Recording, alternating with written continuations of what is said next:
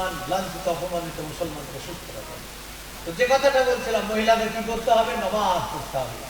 নমাজ যদি আপনি পড়েন আর নমাজে যদি আল্লাহকে ডাকেন, আল্লাহ আপনার ডাকে সাড়া দিবে না? দিবে না। দিবে, কিন্তু ডাকার মতন ডাকতে হবে। এখন আপনি নমাজে পড়ছেন, মুরগিও খেতেছেন, হাড়িতে দুধ আছে হাতে, তাও তুলছে ধর্মের পানি ও মুখের মাঝে দেখে হাড়িতে দুধ আছে আকার ভিতর থেকে তুলে। আল্লাহ আকবার, আসসালামু আলাইকুম রহমতুল্লাহ, কখন আসলে বুবু?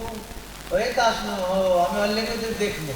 এই নামাজ না, কোনো দিকে তাকানো যাবে না। যায় নামাজের চারে সোজা যায় না, যায় নামাজের সম্মুখে সেজদা যেখানে, সেখানে তাকাতে হবে। নামাজ হচ্ছে কঠিন জিনিস, আল্লাহর সঙ্গে সাক্ষাৎ করা। হযরত মুসা আলাইহিস সালামকে আল্লাহ বলেছিলেন, মুসা রে, তুই আমাকে দেখতে চাস? বলে হ্যাঁ আমি দেখবো। আল্লাহ বলেছিলেন, মুসা রে, লাম তারানি, তুই দেখতে পারবি না। বলে আল্লাহ আমি দেখতে চাই। আপনি কিরকম? বলে আমার নূরের তাজাল্লিতে ঝলকে তুই শেষ হয়ে যাবি।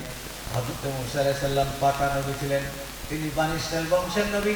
তিনি বলছেন, আমি যদি আল্লাহ হতো আর আপনি যদি নবী হতেন, আল্লাহকে বলতে, তাহলে আপনি যা চাইতেন আমি তাই দিতেন। এরকম কথা বলেন অনেক বাপে বেটাতে, আমার আব্বার আমাদেরকে টাকা দিচ্ছে না, তো আমি যদি বাপ হই আমার বেটাদেরকে 500 করে টাকা দিত, 10 টাকা 5 টাকা দিলে। বলে না? বলে না? কিন্তু হওয়ার দরকার বুঝতে পারছি 500 টাকা কাকে বলে দেবা। এইরকম আছে আল্লাহর সঙ্গে ইয়ার কি করতে হবে? তো মুসা আলাইহিস সালাম, আমি যদি আল্লাহ হতো আর আপনি নবী হলে আপনি যা চাইতেন তাই আমি দিতাম। মুসা আলাইহিস সালাম বলছে, আল্লাহ যাও মুসা, কি বলে বলছিস? তুই কোনোদিন আল্লাহ হতে পারবি?